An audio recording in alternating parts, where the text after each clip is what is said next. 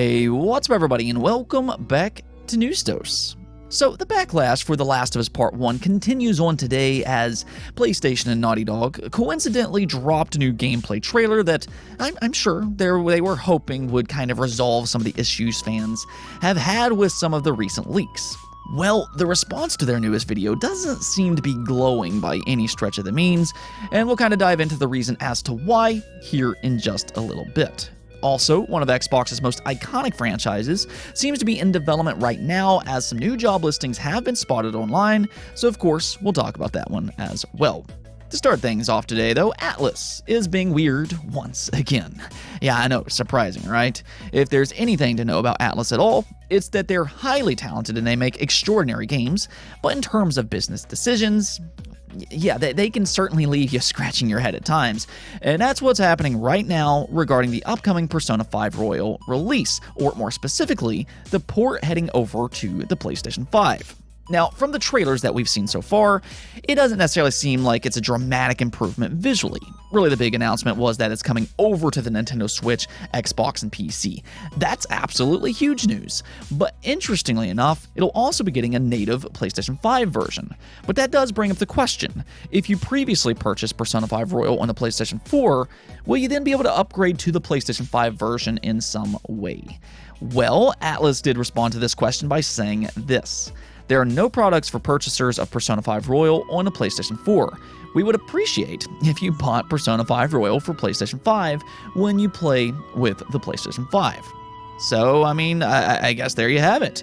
There's no upgrade path, free or not, which means this is the third time that Sega and Atlas are asking PlayStation fans to purchase this game outright. I feel like that this kind of screws over PlayStation fans to an extent. You would think that they would at least give them a $10 upgrade option. That way, you know, it's kind of rewarding your loyal supporters. So, I just don't like this move very much.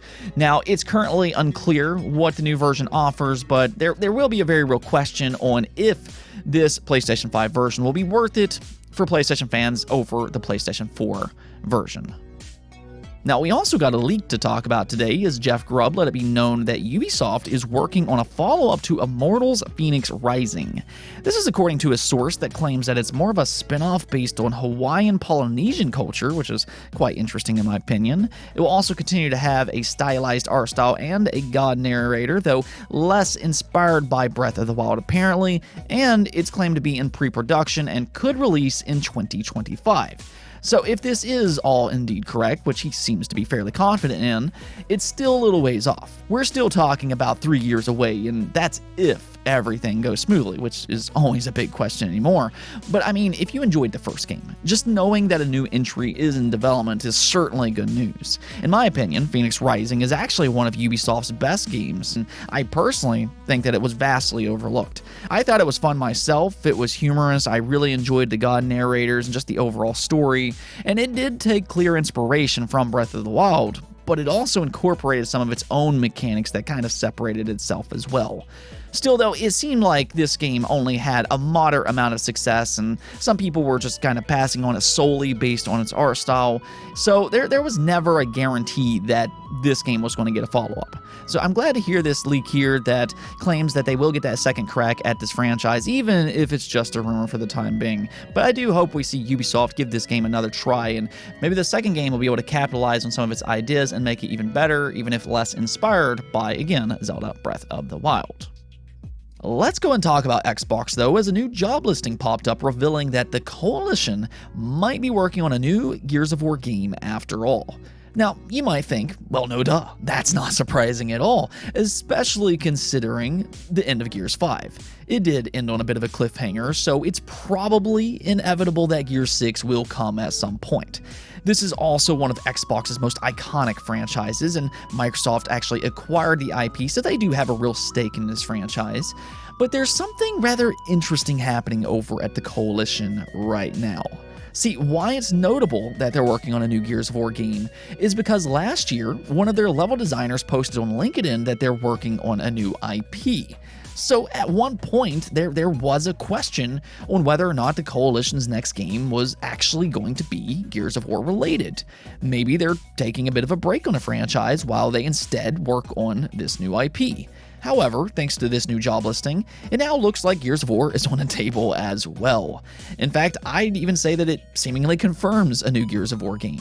This job listing is actually for a lead mission designer specifically for Gears of War, and the role will work closely with the campaign director and level design team. Now, I have seen some speculation online that because they're just looking for a lead mission designer, that this could indicate that whatever this game is, it's still early in development, as this is a rather prominent role. And okay, that is possible, though different things could be at play here, so I don't want to necessarily assume any type of timeline as of this moment. There's a lot of things that we don't currently know. The main takeaway here, though, is that yes, a new Gears is in development. That could be Gear 6 or maybe even a spinoff. That all kind of remains to be seen. But it is interesting when you pair this news with what we heard last year.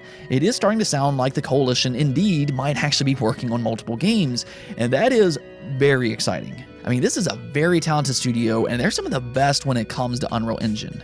We've seen that time and time again, whether that be with something like Gears. They also did the Alpha Point Unreal Engine 5 tech demo, and they also helped develop the Matrix Awakens demo, which was absolutely mind-blowing. That demo was incredible from a graphical standpoint. So we do know just how talented this studio is, and that's one of the reasons that fans, they want to see them make a new IP. It would be very interesting to see them take that talent and apply it on a completely original IP and see what they can do.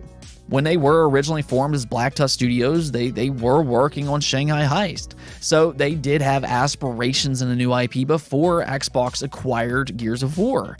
However, that's the thing, because, you know, there's also a lot of Gears fans out there, myself included. It's actually a top 3 franchise for me ever, so we want to see them continue on with that. Well, now it looks like we might get the best of both worlds, as it's starting to look like it's possible that the Coalition are indeed working on multiple games at once. Now, it's important to keep in mind that nothing's confirmed as of yet, but at least based on these listings here, that's how it appears, which also lines up with a lot of Xbox studios right now. A lot of their studios are working on multiple projects, so maybe the Coalition is as well. Let me know what you all think about this, though. Are you excited for the next Gears game? And are you also hoping that they're working on a new IP? Let me know in the comments below. Let's go and talk about The Last of Us Part 1. Again, no. We've talked a lot about this game this week as numerous leaks made their way online, and fans were not happy with what they saw. There seems to be very little change in terms of gameplay, and this once again has brought up the question, is this remake, which is the 3rd time this game is released in less than 10 years, is it really worth $70? That right there is the looming question, but amidst all of this backlash, coincidentally, Sony just dropped a new trailer for The Last of Us Part 1, this time revealing actual gameplay, which we'll kind of come back to here in just a second. First though, let's kind of take a look at some of the new additions that they talked about here. So, The Last of Us Part 1 will be adding 2 new game modes, one for permadeath, where you can try to complete the game with one single life, and the other is for speedrunners. Those are welcome additions for those that are looking for that extra challenger competition. They also noted that they've improved the AI for both enemies and your partner alike, so the idea here is that your partner will actually hide in a more believable manner this time around, though the leaked gameplay showed that this is still questionable to say the least. But nonetheless, haptic feedback for the PlayStation 5 controller is now incorporated, and they also added some new accessibility options, which is always nice to see.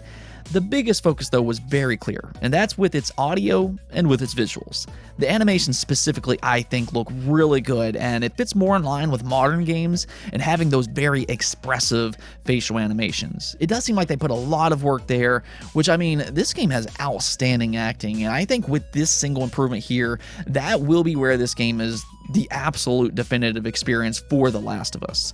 However, one thing that you probably noticed by this point is that I didn't mention much in the way of new gameplay, and that's because while they are making some minor improvements like better controls and better AI, it does once again appear that the gameplay is mostly the same as the original. They didn't really go out of their way to add some of the new gameplay mechanics that made Part 2, as an example, so great, such as dodging or being able to prone. Those are the 2 big gameplay mechanics that a lot of people are bringing up right now, and while both of those, without a doubt, could have made the gameplay just that much better in Part 1, they decided to primarily leave the gameplay, well, as is.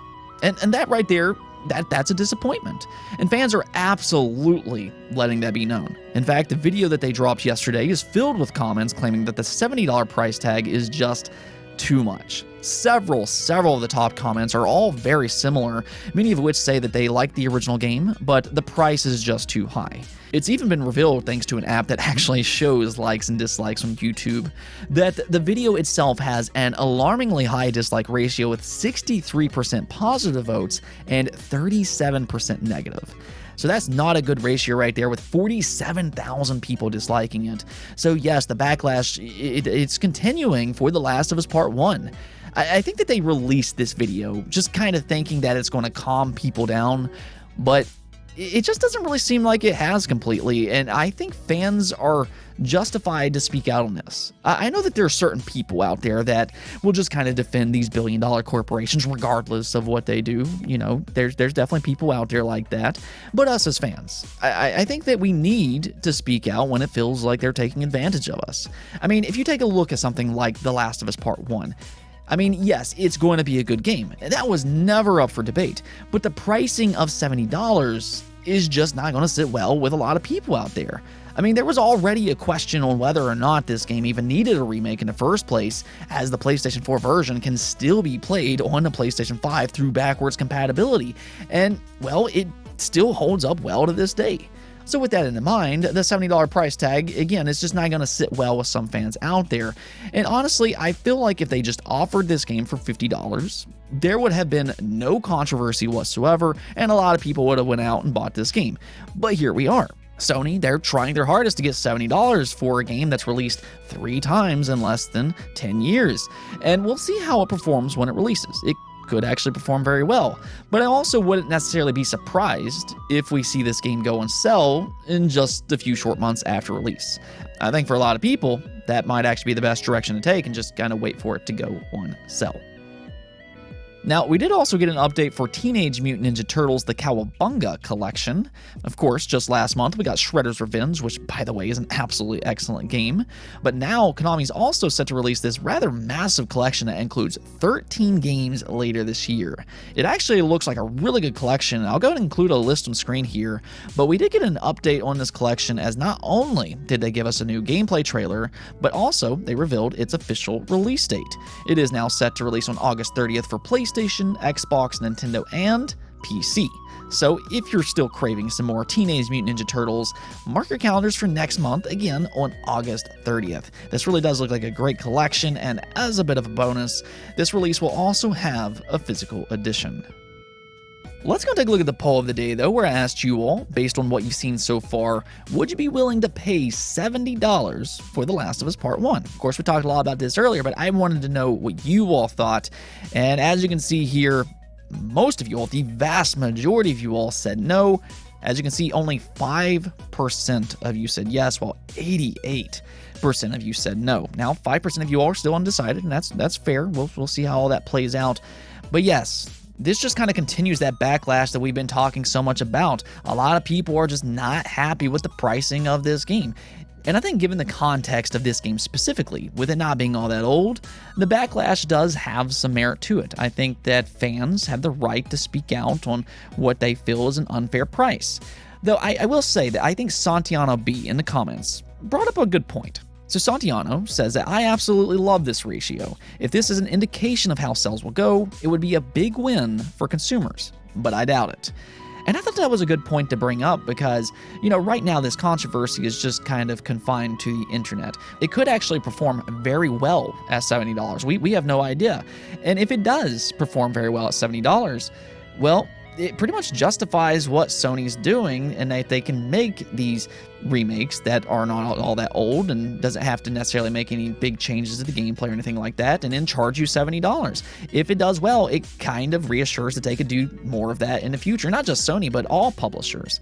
So with that in mind, it will be very curious to see how this game actually does perform at that $70 price tag. I guess we'll see in due time. Of course, The Last of Us is very popular, so I mean, it's certainly not out of the realms of possibility that it could sell very well at that $70 price tag. Anyways, though, that's it for this episode, but if you liked the video, don't forget to bell notification and subscribe button for more content just like this. Also, if you'd like to support the channel through Patreon, thank you for making this content possible. Peace out.